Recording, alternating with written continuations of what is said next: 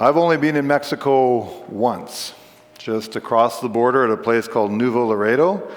Just part of one day I was there for a short while on a choir tour. Actually, truth is, apparently I've been in Mexico twice.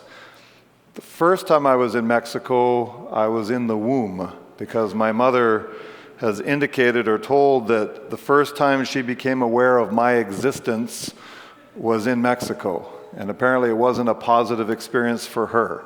I remember nothing about it. I take no responsibility for that. So I don't know about that, but the only time that I consciously have been in Mexico was my first year of college. So I got there. We were going over from Texas, just across the border.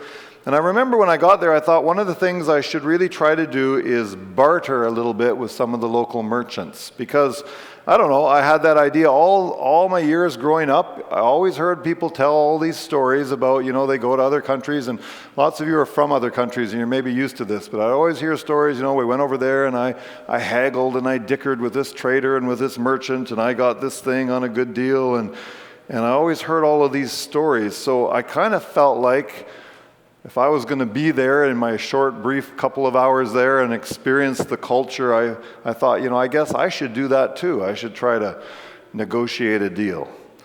The problem is I don't really enjoy that whole process whatsoever of negotiating with a seller. I don't like it. I can do it if I have to.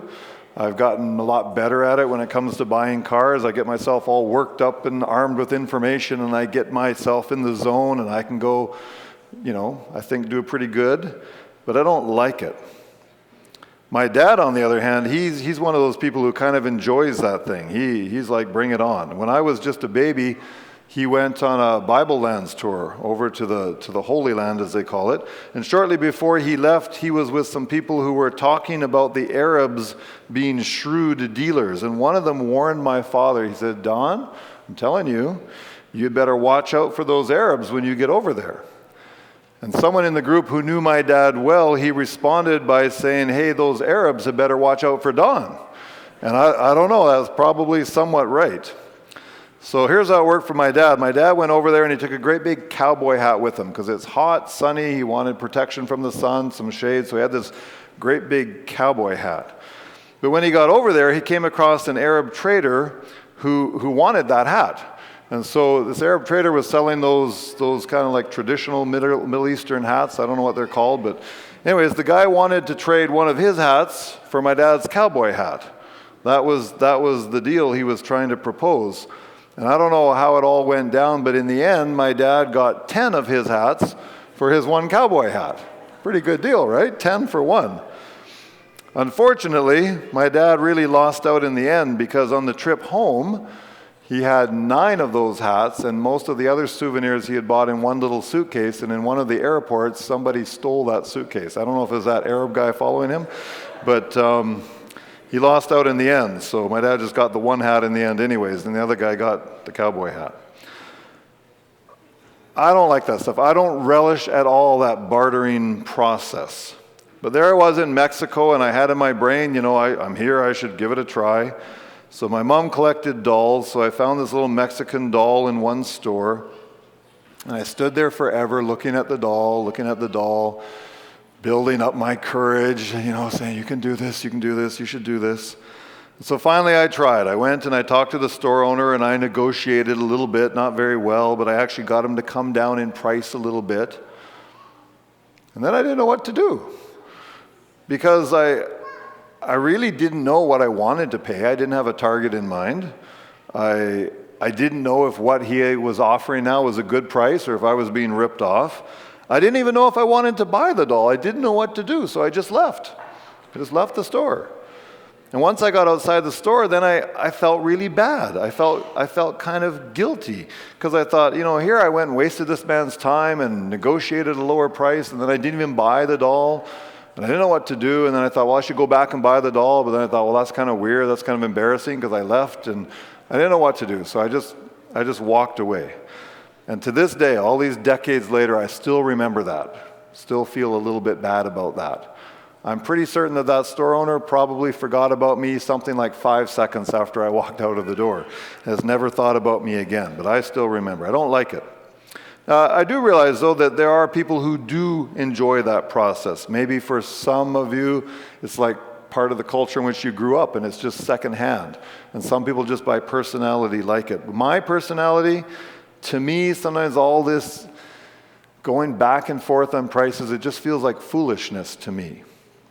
And in my brain, in my world, if I was in control of the universe, why don't people and businesses just figure out what kind of profit you need that's not exorbitant, state the price, and buyers can see the price, and buyers can decide if they want to pay the price or not. It's so simple. Why don't we do that? Think of how much time and energy and paperwork and guesswork we could save in this busy world if we just here's the price, buy it or not. That's what I think should happen. I think it was for people like me that the Saturn car company, you remember the Saturn? Remember, if you're old enough, remember GM came out with a new division called Saturn back in the sometime 1990s or something like that.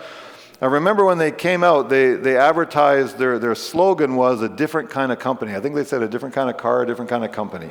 So they had plastic body panels, that was different. But one of the things that they advertised to promote themselves about being a different kind of company is they said, what we're doing at Saturn is we put the price of the car on the window, and that's it. That's the price. Buy it or don't. I thought, what a good idea. I wish everybody did that. I didn't buy a Saturn, but what a good idea. Here's the price. Don't bother negotiating. Just buy it or leave it. I think people like me operate well with that. But to me, sometimes the whole process of bartering and negotiation seems like foolishness, but I do recognize that it's probably a necessary part of how business works, right? There's supply and demand, and there are profit margins, and there's extenuating circumstances, and I guess it has to go that way. But to me, I'm just foolishness. Just say the price. Speaking of foolishness or folly, I would like us to look today at a Bible verse that talks actually about foolishness. And it's in 2 Corinthians chapter 11, verse 1. I don't know if you've thought about this much before, but I would like to invite you to join me in thinking about it today. 2 Corinthians chapter 11, verse 1. I'm just going to stay in 2 Corinthians 10, 11, and 12. So if you access that in whatever format of Bible you have, you can kind of keep it in that zone. 2 Corinthians chapter 11, verse 1. Kind of interesting what it says here. These letters were written not with chapters and verses. We put those in so we can find our place. But this would have been just a letter that Paul would have written. And we're kind of jumping into it midstream. But here's what he said. 2 Corinthians 11, verse 1. He said, "Oh, that you would bear with me in a little folly." Some translations say in a little foolishness. "Oh, that you would bear with me in a little folly, and indeed you do bear with me." Can you believe it? There it is in print. Paul is actually admitting to being foolish. You know what? There are some people that have been questioning for years some of the things that Paul wrote. There's some people that really don't like what Paul wrote. And so now they can finally have a legitimate excuse for disregarding some or all of his writings. There he said it in print. If only they had known about this verse sooner, they could have dismissed what Paul wrote. Well, I suppose if you were to just read that one verse in isolation, perhaps you could come to such a conclusion that what Paul wrote was foolishness. But you would have to stop and ask and wonder why God would preserve something that's foolishness as a part of the Bible for us. And you would have to ask ourselves, do we really want to disregard the things that Paul wrote in chapters 11 and 12 of 2 Corinthians as foolishness? Or we really want to go there? We have to be careful. For example, chapter 11, verse 14 warns us about how Satan will try to appear as an angel of light. That's important information that we need to know about. So I'm not sure I want to dismiss that as foolishness. Chapter 12, verse 9, Paul quotes Jesus' words to him where Jesus said, "My grace is sufficient for you, for my strength is made perfect in weakness." I mean, come on, do we want to throw out teachings like that as folly? I certainly hope not. Okay, but then why did Paul introduce these chapters by asking his readers to put up with him in a little foolishness? If you're going to say something to somebody, isn't it an odd way to begin by saying, okay, what I'm going to say is foolishness? That doesn't seem to add much credibility to the message you're going to give, right? Why would Paul do that? Well, to be able to understand what Paul is saying here, we of course have to look at his words in this verse, 2 Corinthians 11:1, in their context. As we do anytime we look at a Bible verse, it's best not to just look at the one verse. We need to look at the setting in which we find it. So let's briefly review here. In the first 9 chapters of 2 Corinthians, Paul's tone in this letter is quite positive. It's quite friendly. It's quite upbeat. He shares with the Corinthian Christians the concern he had for them. He shares with them the happiness he felt and the relief that he felt when Titus brought back good news about their attitude towards him. In chapters 8 and 9, he gives them encouragement and instruction regarding the offering that was being collected for the poor Christians back in Judea. So it's quite encouraging, quite positive. But then you get to chapter 10, and in chapters 10 to 13, it's like the whole tone of the letter changes all of a sudden. In these chapters, Paul becomes very direct. He becomes very serious. And in fact, he even becomes, to some degree, quite stern. It's like the letter is going along all happy and nice, then all of a sudden, it takes a different tone. So what accounts for this change in tone? Well, it seems that the majority of the Christians at Corinth had come to understand things correctly, and they were again supportive of Paul and the ministry that he and his associates had been involved in, because they were messed up, right? Corinth was a mess. And there was these guys who said, oh, Paul's no good, and he's wrong, and he's terrible, and they'd all got caught up in that. But there had been a lot of work done, and things were straightened out, and most people were back on track. But there were still a few of these false apostles at Corinth that were trying to maintain control of the church. They wanted the church to go in a different direction. And it would seem that these men were Judaizers, people who believed that salvation depended on observing the Jewish ceremonial laws and practices. So these false leaders promoted themselves as being apostles of Christ, and they also spent a lot of time trying to discredit Paul and convince people that he was not a true apostle of Christ. They said, don't listen to Paul, listen to us, because we're the guys who are really representing God. In fact, it seems that making fun of Paul and putting Paul down seems to have been one of the main ways that they used of trying to make themselves look good. They said, we're good because look how bad he is.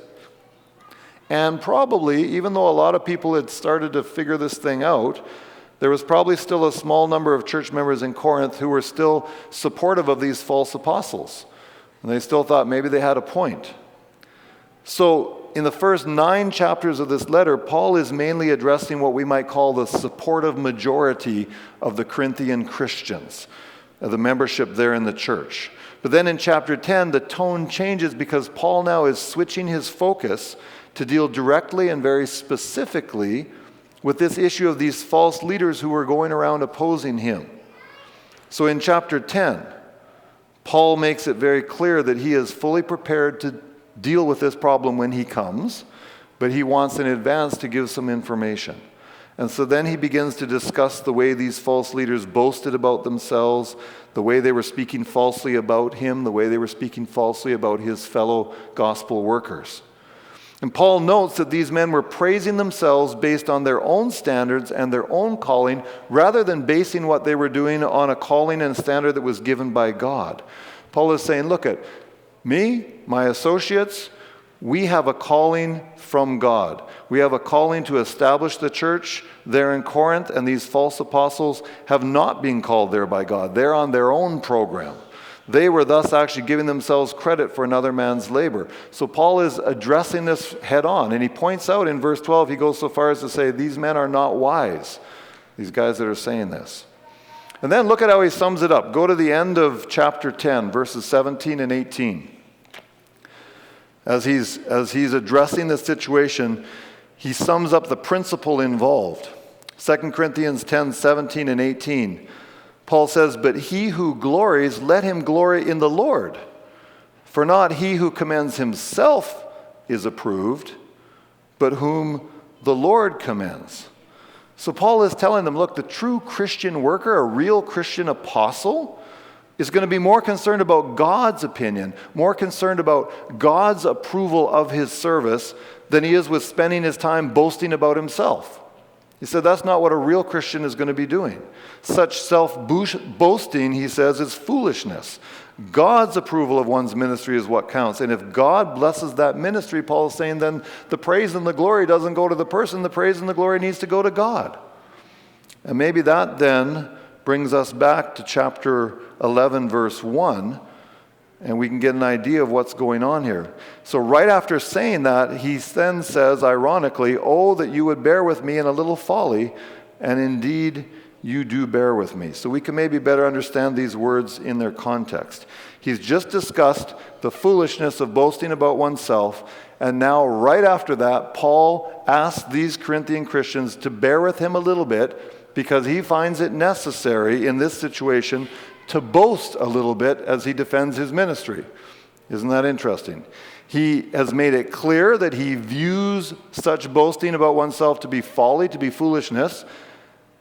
He's saying that it's not what he would normally desire to do. This kind of activity is not a regular part of his ministry. He would much rather spend his time giving glory to God than talking about his own ministry.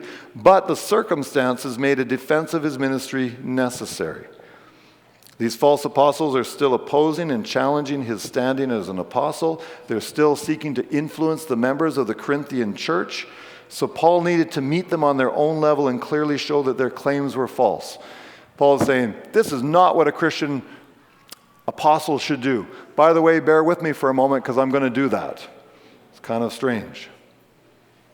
It's like Paul was saying, I'm afraid it has come to the point where I need to spell out the value of my ministry so that it can be compared with the ministry of these false leaders.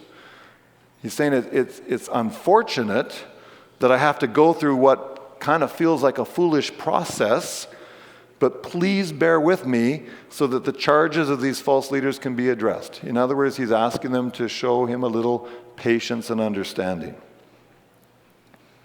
But if boasting about one's own ministry was really folly or foolishness, then we might have to ask the question, was Paul wrong to do it here? This is not something that a leader of God should do. Please bear with me as I do it. Was Paul wrong?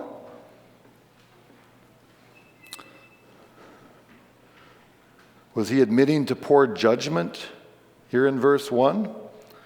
I would say not at all. Because had he been boasting here simply to build himself up for selfish purposes, he would have been little better than his opponents in Corinth. He would have been doing exactly what they were doing. But what mattered here was his motives in what he was about to do were entirely different. And he very quickly explains in the next couple of verses what those motives were. He wanted to make sure that the Corinthians were clear in what he was doing, why he was doing it, and how it was different from what they were hearing from these other leaders. So he, right away in verses 2 and 3 of chapter 11, he tells them what he's doing. He says, "For I am jealous for you with godly jealousy. For I have betrothed you to one husband that I may present you as a chaste virgin to Christ. But I fear lest somehow, as the serpent deceived Eve by his craftiness, so your minds may be corrupted from the simplicity that is in Christ." Paul's discussion of his ministry as an apostle was not based on arrogance. It wasn't based on selfish motives. Rather, as he was clear to explain to them, it was based on his love for the Corinthians, his desire that God actually be honored. So this wasn't selfish boasting that he was about to do. His purpose was to help those who are maybe still in doubt, right? Somebody's coming in saying, "Oh, Paul, you can't trust him. What he says isn't true. He doesn't really represent God." And maybe some people were still not sure. Like, is what this person is saying right? Is what Paul said right? How do we know? So Paul was providing information so that people could clearly understand God's approval of his ministry. They could clearly evaluate the false boasting. They could evaluate the slander of these people who were opposing him. And he did it because he cared for the Corinthian Christians. He wanted to protect them from deception. He wasn't doing it to build himself up. He was setting out the facts clearly so that the Christians in Corinth would be better equipped to meet the accusations and boasting of these false leaders. So I would say Paul's boasting about his ministry here was not inappropriate. In fact, it was necessary. He needed to do it. It was important that he do so. And it's interesting to know that it wasn't just Paul who found himself in this situation. You know, Jesus, who was on this earth, was put in the same position of having to defend his ministry sometimes. Jesus, who did everything perfect. Jesus, who did everything with perfect love. He should never have to defend what he did as being good, right? It should be obvious. But Jesus was in the same situation. In John 10, 31 to 39, tells the story of how the Jewish leaders there were going to stone him. They wanted to kill him. And Jesus had to speak up for himself and say what should have been self-evident. He had to say in verse 32, "Many good works I have shown you from my Father." Jesus had to speak up and defend himself and state what the people should have already known. I think also of Ellen White, one of the early leaders of our church, someone who we believe was called by God to be a prophet in the days of the early Advent movement. And you read the story and the history of her life and her ministry, and how often was it the case that she had to spend time defending her calling, defending the fact that the messages she received and was sharing were actually from God. How many times did she have to do that because of the accusations and the disbelief of others who sought leadership in the church? People said, "Don't listen to that lady. She's uneducated. She doesn't know what she's talking about. You can't trust her. She claims to talk for God. Come on." And so she had to defend the ministry that God had called her to. So when we look at 2 Corinthians 11:1, Paul isn't apologizing here for what he's about to say. He's not asking for forgiveness in advance. He is not admitting to foolish judgment. He was merely expressing that he felt uncomfortable with even what he was about to do, having to defend his ministry in this way that might come across, sound a little bit like the foolishness of boasting. But because of the actions of the false leaders, it made it necessary. And so he was simply asking the Corinthians to understand that he needed to do this, and he was asking them, please understand my motives, so you understand why I'm doing this. So, if you read it through in chapters 11 and 12, Paul spells it out. He provides the Corinthians with a clear picture of his ministry, the validation of his ministry as a true apostle. And it's quite interesting what he does here. It's quite masterful, actually. His opponents at Corinth, they apparently love to stress and exaggerate his weaknesses. They say, oh, look at this guy. I mean, just look at him. The guy's got problems. He's not that strong. Like, look at him. Come on, you're going to listen to him? And so they exaggerated his weaknesses. And what does Paul do here in his defense? He kind of takes that and turns it around on them. He actually boasts of his weaknesses. He boasts about what he calls the thorn in his flesh that was given to him to help him remain humble. So they're like, oh, that guy's weak, he's got problems. And Paul's like, yes, that's right, I am weak. I do have problems. But even in the folly of this boasting, he found a way to then give glory to God for the success of his ministry as an apostle. So he's like, they say that I'm weak? They're right, I'm weak. I'm weak. But look at what God has done through my weakness, so all praise goes to God. He turned it right around. It's beautiful what he did. So let's go back and focus a little bit more on this first verse of chapter 11. You might be thinking like, we're done with it. Okay, I get it, but I'd like us to look at it a little bit more. Notice that the last part of the verse says, and indeed you do bear with me. And with this statement, Paul expresses his confidence in the Corinthian Christians, at least the majority of them. In other words, he's saying, you know what? I believe that most of you guys are on my side. I believe that you've got this straight. And I have confidence in you that you're not going to misjudge my motives. You're going to understand what I have to write now in the next part of this letter. He trusts them to take his defense of his ministry, this little bit of folly, if you will, in the right manner. And yet it's interesting, if you read through chapters 11 and 12, it reveals that there's maybe a little bit of irony, even possibly some reproof in these words that we read in chapter 11, verse 1. At first you read them, they sound very gentle, very polite, very nice, and I think they were, but there's maybe a little bit more to them when you follow on. Paul's request in the first part of this verse, oh, that you would bear with me in a little folly, it seems kind of ironic that he would ask that question of them in light of what he says later. For example, if you just read down to verse 4, in verse 4 he notes that these Corinthians, may well put up with someone preaching another Jesus, someone having another spirit, someone preaching another gospel. In other words, he's saying, would you bear with me as I defend my ministry a little bit? But then he points out, by the way, you put up with a lot of other interesting things from other supposed leaders. And then look what he says in verses 19 and 20. If you go in chapter 11 down to verse 19 and 20, he gets a little more specific, in case they missed it earlier on. Chapter 11, verse 19, he says to them, "For you Corinthian Christians, you put up with fools gladly, since you yourselves are wise. For you put up with it if one brings you into bondage, if one devours you, if one takes from you, if one exalts himself, if one strikes you on the face." He's saying to them, please, would you bear with me for a moment or two while I defend my ministry? But by the way, look at what you'll put up with from these false apostles. All kinds of garbage from them. So if you'll put up with all of that from them, it really shouldn't be a big deal for you to be willing to bear with my little bit of foolishness, my defense of myself as a true apostle. And yet we might have to ask, if Paul believed the Corinthians would bear with him, is what he said in the second half of verse 1. If he believed that, yeah, they're gonna be with me, then why does he even bother to express this desire that they would do so in the first half of the verse? Why say, will you please do something that I already believe that you will do? Why would you say that? Why not just say, I know that you're with me on this? Why say, please bear with me, but then, I know you'll bear with me? Why say that? Well, I believe it's very possible that the opening words of this verse perhaps contain at least a gentle reprimand to the Corinthians. I think in saying that, he was saying a little bit more. Paul hopes that they will be patient and willing to bear with him as he does what would normally be foolishness, boast about his ministry. But in reality, the truth is, they were partly to blame for this foolish process that he now found it necessary to participate in. He's kindly saying, please bear with me, but he's asking them to be patient and understanding while he spends his time and energy helping to fix what they have partly caused. Isn't that polite of him?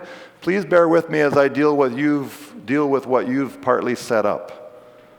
See, because ideally, Paul would spend his time and energy doing what? Taking the gospel to the Gentiles, building up the Christian church in new areas. That's what God called him to do. That's what he should be focusing on.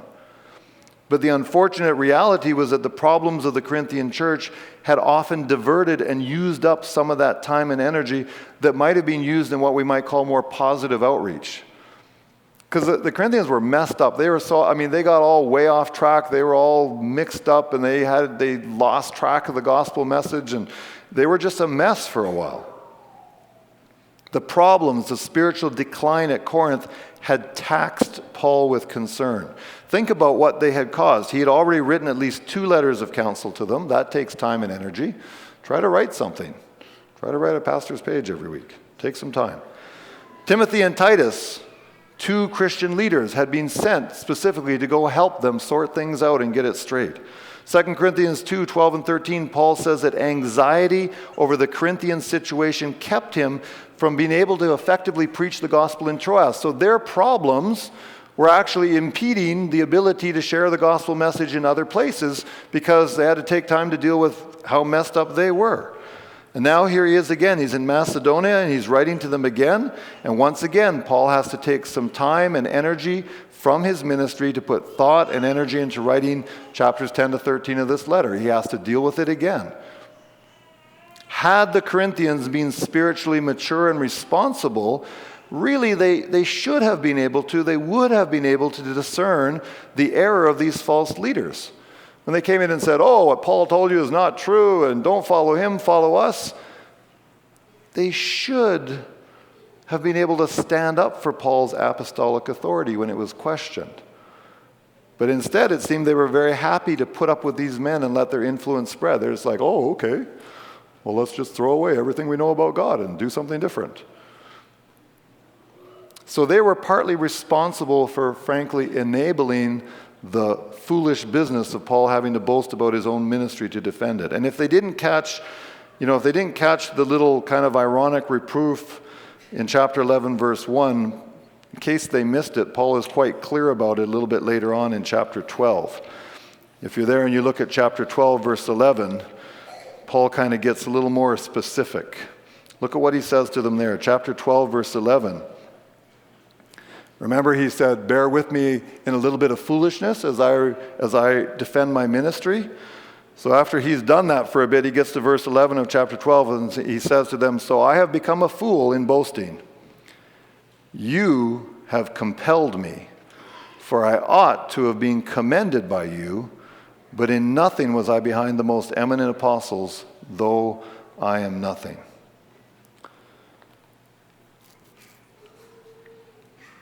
So good and fine. That was Paul, that was the Corinthians, that was ages ago. They were messed up, they got it straightened out. That's nice. But what can we learn from all of this for our lives today? Is there anything we can take from this? Because really, if not, like Pastor Godsoe, for crying out loud, all that time, for what? What a waste if there's nothing we can take from it. But I think the teachings and the principles and the experiences in God's Word are there so that we can take something for our lives today. What about us if we are Christians today, 2018, Toronto area? What about us?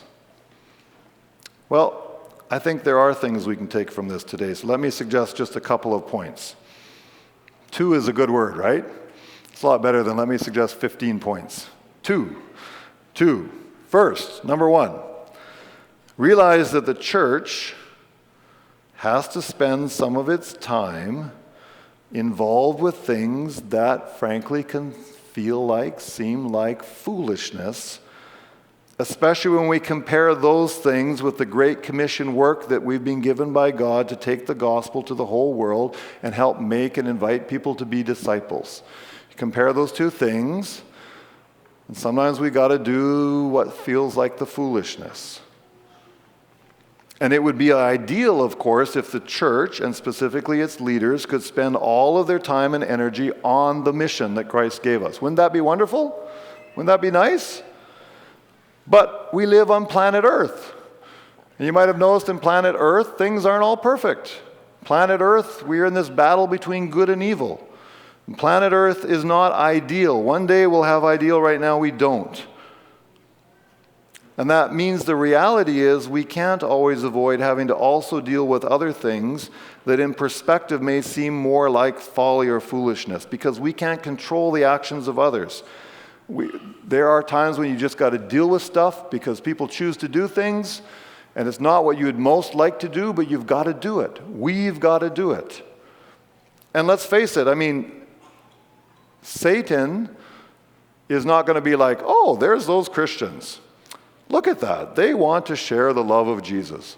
Well, let me not get in their way. Let me just let them go ahead. I don't want to hinder their progress. Of course he wants to hinder our progress. It's a battle. And so he is always going to make sure, he's going to do everything he can to make sure that we have some foolish type things to attend to kind of slow us down, to bog us down. And sometimes for people in the church, that's hard to accept, frankly. Some people, maybe they're on various committees or boards in the church. We were talking in Sabbath school, Carl Chin was mentioning about, the agenda for the conference board of directors meeting tomorrow, and how much of it is foolishness and how much of it is like the real stuff we should be doing. And sometimes we can get kind of frustrated with some of what seem like just the mundane things that we have to deal with, or even more so, the unfortunate issues, the kind of not so pleasant, kind of nasty things that sometimes have to be addressed. And sometimes people get kind of wearied by that process of attending to these matters that feel like foolishness, and they want us to just be able to deal with what seems to be the important positive items. Yeah.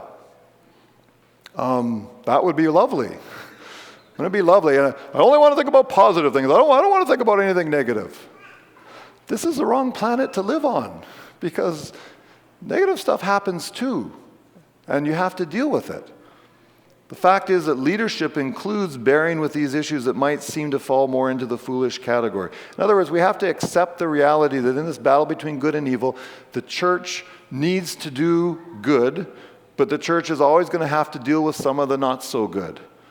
That is a reality. And if you're going to get frustrated at the church or accusatory towards the church because it has to deal with some things that are negative, I don't like that. Yeah, nobody likes it, but it's got to be dealt with. So we should be careful jumping to conclusions when it is dealt with. See, unfortunately, the time and the resources of the church at large and its leaders can't always be focused solely on the positive work of our Great Commission challenge. I wish it could, but it's not our reality. So I was thinking about how does that play out in the real life of the church, thinking about the church over my lifetime. A couple of things that came to mind of examples of that. There's lots of examples. But I thought about this group called Kinship, which I don't know, I don't keep up on it, but is probably still in existence. But an association of homosexual men who endorse homosexual activity and relationships, and yet over the years have insisted on using the name Seventh-day Adventist in connection with their group. It's an interesting thing to say we believe differently from the church, but we want to use the church's name. It's challenging. Seventh-day Adventist Church endorses different principles, and that means that over the years, a lot of time and money, sometimes a shocking amount of time and money, has had to be spent, sometimes in courts, trying to clarify our position of what the Seventh-day Adventist Church believes, what its stands are, what it represents, especially in regard to this group and their use of the name Seventh-day Adventist, an owned trademark in many parts of the world, not in Canada actually, but in many parts of the world. Sometimes you'd be like, oh man, our offering money has to go to kind of fight another battle in court about the use of our name. Another example that came to my mind was going back, for those of you that have enough age behind you, if you remember the time of David Koresh and the Branch Davidians and Ranch Apocalypse and the Waco, Texas showdown and all of that stuff that happened back in whenever it was, the early 90s or something. It was very interesting what happened at that time because the media, much of the media, without doing very good research, or in some cases I think no research, they just made an automatic assumption and linked together the Seventh-day Adventist Church and David Koresh and the Branch Davidians because he had grown up as a boy in the Adventist Church, but he took a way different course and went in a way different direction. But some of the media jumped and said, oh, this is part of the same group, which now is problematic because it makes the church stand for something it doesn't stand for. It makes the church look terrible. And so what happens as a result of that? The church at that time had to devote a lot of resources, a lot of time and energy to be able to clarify that misinformation that was put out there about who we are. A lot of time to make clear the difference between ourselves and David Koresh and his Branch Davidians.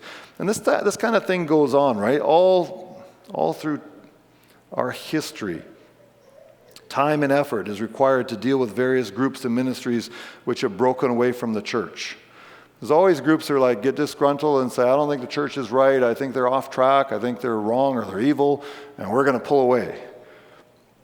And yet, looking at it over the span of time, it seems that far too often, the mandate of some of these groups that pull away seems to be having a focus that centers on the church they've left, to put it down, to put down its leaders, draw more people away from it. It's one thing to say, you know what? I don't think you guys are on right. I don't agree with what you say. I'm going to do something better. And you go off and do it, that's fine. But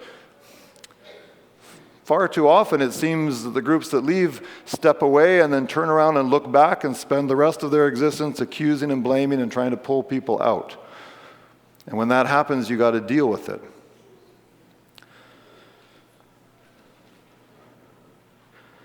And it takes time and it takes energy.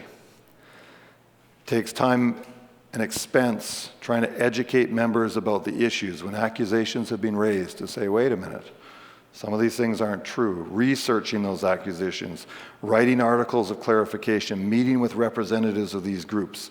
It's been very interesting for me to watch some of what happens, and some of the most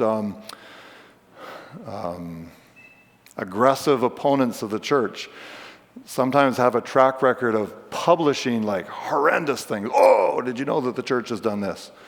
Many, many times they're called on it. And it's like, that is not factual. That is not true at all. And what I've seen many of the groups do, not in every case, but far too often, is the apology for wrong information is given privately. The mud is slung publicly. The apology is private. Which means that there's a bunch of people who never heard the apology or the clarification. They only heard the false accusation. And what does that mean? The church then has to take time and effort to present the truth. And is it important and necessary for the church to do these things? It is. Because of this, because all of that involves people, and people are important. If people didn't matter, you could just say, whatever, take a hike. But because people are important, it means it's worth the time and the energy. But it's unfortunate that time and resources and personnel couldn't be used in a more positive way toward the Great Commission challenge Jesus gave his church. Wouldn't it be nice if we could spend all our energy telling people that don't know about Jesus' love, instead of clarifying endless accusations, many of them like completely fabricated? So the second and last point I would like to make for us today is this: there is hope. Because this is the second point. As Christians, individually as Christians, corporately together as a church, as Christians, we need to guard the time and the energy and the resources we spend in this kind of like foolishness. We need to guard that compared to the time and energy and resources we spend in fulfilling the gospel commission. In other words, we have a responsibility. The record of what we have here in 2 Corinthians 11 and 12, I believe, calls us as Christians to take an honest look at ourselves and ask those questions to make sure that we don't somehow end up becoming the ones who are promoting, enabling, or even causing the need for our church and its leaders to have to deal with things that are mostly just foolishness. In other words, like the Corinthians, they actually became part of the problem. And I think looking at their example should say to us, hey, let's make sure we don't become part of the problem.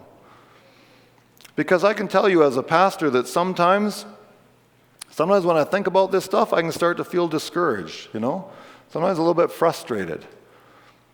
Sometimes, frankly, a little bit resentful. Sometimes it feels like the ratio of time and energy spent on things that seem to be foolishness is too high. And sometimes I'm like, come on, really? Are we fighting about that again? Are we nitpicking? Really?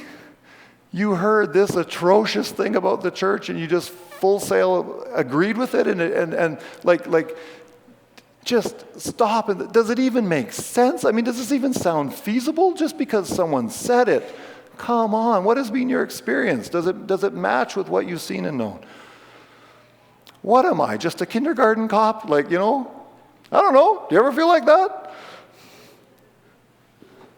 Sometimes I'm like, man, what are we doing? Don't we have anything important to do? Because sometimes it feels like we don't have a lot of important things to do. I know we do. But sometimes you're just like, oh, really? And that's when I have to realize and I have to remember, do we have to clarify this point again? Yeah, we do. Because it involves people. And people are important. And at the end, the church is people. And that means that sometimes that's just what we got to do. But as wise Christians, there are, I believe, some practical things that we can try to do that will help limit the time and resources that we spend on, quote, foolish things. To begin with, we can take care not to put up with or automatically believe every rumor, every accusation that goes around, whether it's come out of somebody's mouth, whether it's printed on a piece of paper, whether it's displayed on some kind of digital screen. My goodness, we live in a world with all kinds of information, including tons of misinformation. And I believe God gave us a brain for a reason, many reasons. One of those reasons is to use it for discernment. And sometimes some of the stuff we're so quick to believe, because truthfully, let's be honest, some of us kind of like conspiracy. We kind of enjoy that. We kind of lather up and we're salivating, we're ready, I always suspected that the church was bad. I suspected most of those leaders are hypocritical, evil monsters, and now I've got some proof. I mean, come on. Does bad stuff happen? Are there some evil leaders? Sure. But don't believe everything that happens. So I think there's some things we can do as well. We have to be willing to realistically evaluate the benefit of trying to please those people or groups who have been unhappy and disgruntled for years and years and decades and decades. And that means trying to determine whether a person or group is simply always being negative and critical, or whether that person or group is genuinely interested in finding positive solutions. In other words, there has to be a point where we somehow say enough. You've been angry for like the last 30 years and nothing is changing, and apparently you just like being angry, so you know what? I'm not going to spend any more time with you as a church. Just whatever. There's your point. We're not going to discuss anymore. We have some responsibility to figure out when is the time, and it's not easy. It's only by God's guidance. When's the time to just say, you know what? Enough discussion. It's done. Believe what you want, do what you want, but we're done. Do we end up dealing with constant bickering and fighting year after year with no positive resolutions? Do we go around and around in circles? Because you see, the message that we find here, I believe, in 2 Corinthians 11 and 12 is a challenging one to us. It's not pretty. It's not Jesus loves you, which is wonderful, but it's reality. It calls us as individual Christians, it calls us specifically as leaders to be responsible enough to think clearly about what we're doing and in that basis act wisely. I think the example of the Corinthians can show us that we need to be able to review our focus and the time we spend promoting and dealing with foolishness. As long as Satan is around, it's always going to be necessary. It's always going to be important to go through some of the foolish process of having to defend ourselves, having to clear up once again the distortions that the devil creates. But we have to be on guard that we don't become consumed with that foolishness, that doesn't become all we do is fighting to defend. And that somehow we don't get drawn into even becoming the cause of it. So on behalf of the church, seriously, on behalf of the church, I would say thank you. Thank you to the church, which is the people. Thank you for when you patiently bear with the folly. Thank you for understanding that sometimes it's necessary for the church and its leaders to put time and resources into the things that we would rather not do but have to do when compared with what we would like to and might be doing. Thank you for understanding that and not jumping to conclusions like, I don't know why they're wasting their time on that. Thank you. But on behalf of the church, I would also like to challenge us, you and me, to be careful that we don't become promoters and even enablers of foolishness. We've got a responsibility because we do have an important commission from God. So how much foolishness do we want to put up with? To some degree, that depends on us. And may God help us to deal with what we have to deal with, but also keep focusing on the gospel commission He's given us. In the real world, in the battle between good and evil, God can help us to do that so that what we do in the end is meaningful. And may we choose to do that together. Let's stand up together right now and sing.